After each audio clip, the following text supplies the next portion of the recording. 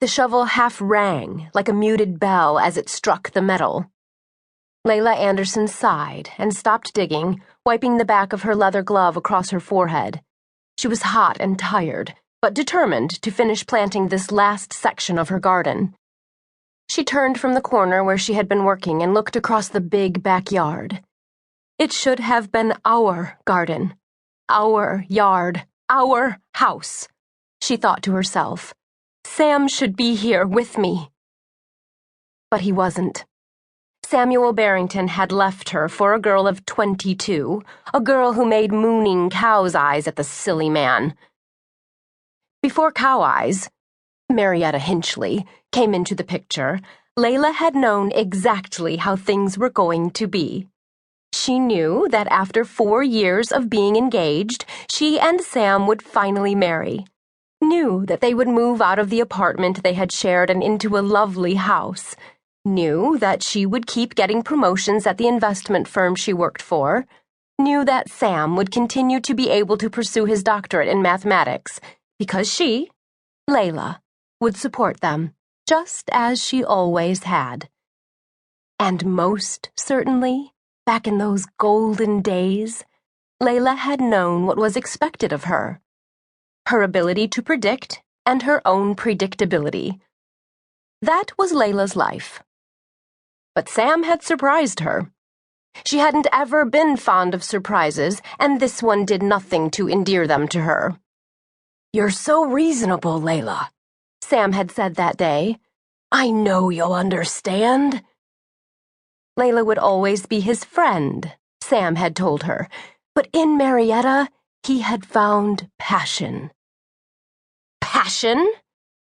Didn't he know she, Layla, was capable of passion?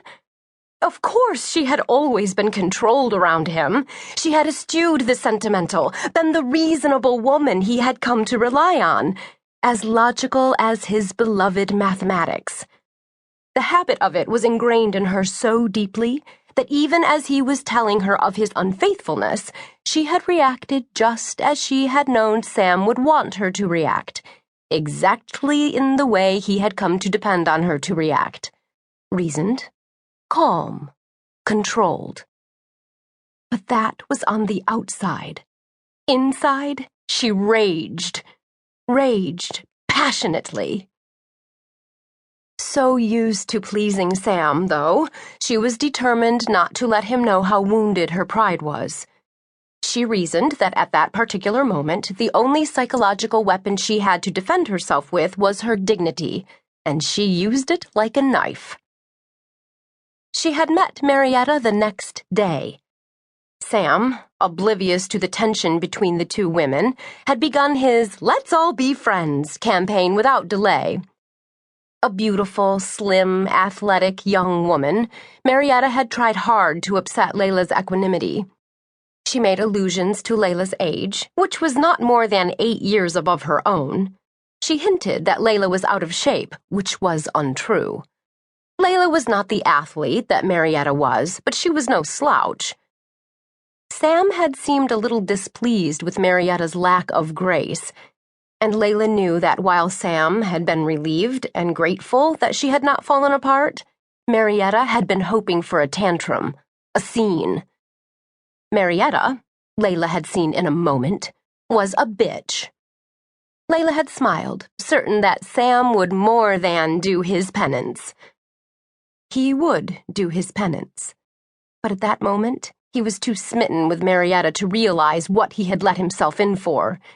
He saw Marietta as a lonely child, dependent on him for guidance.